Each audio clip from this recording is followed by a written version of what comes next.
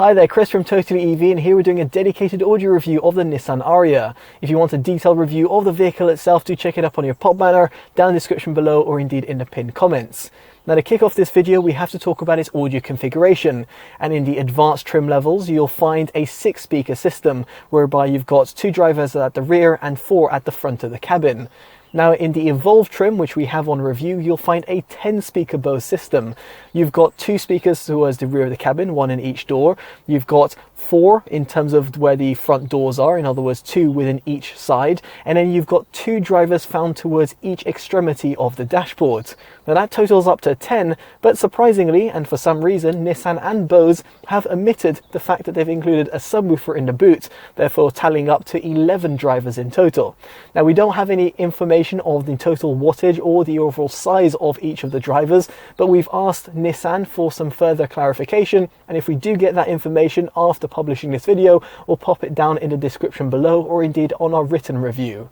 Now, for you to tinker around with the audio drivers, you've got the 12.3-inch infotainment system, and here you'll find a basic bass and treble control. In our case, we've left the bass untouched and added 3 notches to the treble EQ.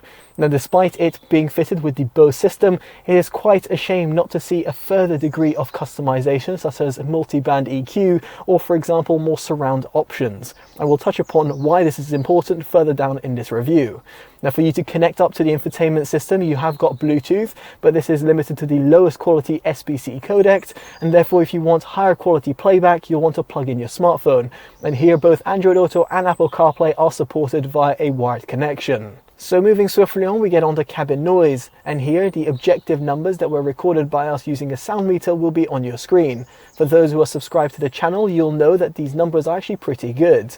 Now, we'll say subjectively that there's a little bit of road noise that creeps in from the front of the cabin, and there's a little bit of wind noise that can be heard deflecting off the A-pillars, but quite frankly, for a vehicle of its segment, it's actually pretty impressive. So with all of that said and done, let's get onto an audio demo. We'll be placing the camera and microphone in 4 separate locations and playing back a track. It's from Priya J titled Like Me.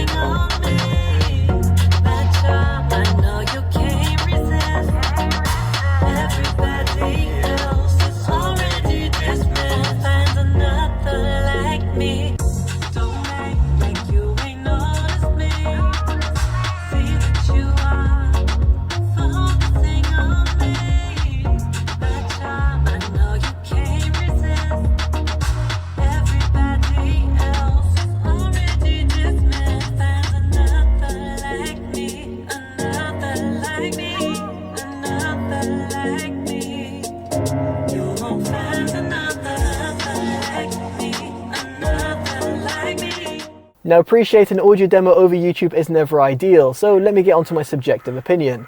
Now, first off, in terms of the sub-bass extension, it's certainly felt and can be heard. The Bose audio system, thanks to the inclusion of the subwoofer, does a far better job in comparison to the stock advanced system. But it is worth bearing in mind here that the subwoofer, while present, can't quite compete with more flagship audio systems out there on the market, from the likes of Volvo or even Kia or even Tesla, all of which to provide a better low-end extension and therefore extends in terms of the lower echelons of those bass frequency tones. Now, as for the mid-bass, it's very much present and also has got plenty of quality as well, both at the front and at the rear of the cabin.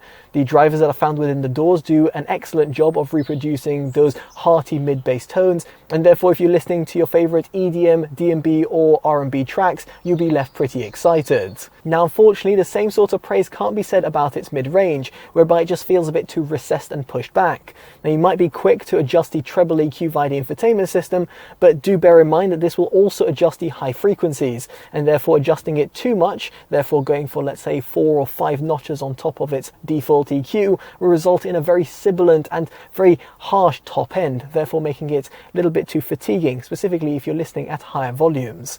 As a result, I only added 3 notches to the treble EQ in order to give a little bit of a mid-range boost, but without affecting the highs too much.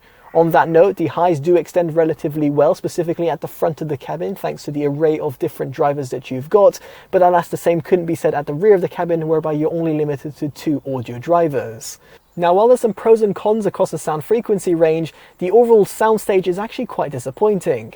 See here, due to the audio driver configuration, whereby it's really front heavy, you've got a unidirectional sound, be it if you're sat at the front or rear of the cabin. Indeed here, sat at the driver's seat, you'll just feel that there's not enough sound coming from the rear, therefore giving you that sort of cabin filling experience. While if you're sat at the back, you just won't feel as connected with the music because all the music is really coming from the front of the cabin. Now, the instrument separation at the front of the cabin isn't too bad given the driver configuration, but at the rear, for obvious reasons, isn't that great. Now, ultimately, what I'm trying to convey over here is that the Bose audio system is a worthwhile upgrade, be it if you're looking at the advanced or evolved trims, or indeed adding the Bose pack in terms of the advanced trims, given that you're also getting a head-up display and also an intelligent rear-view mirror. As a result, it gets our Audio Approved awards. However, in comparison to other systems out there on the market, and indeed vehicles, the Bose audio system that's comprised within the Nissan Ariya simply cannot compete.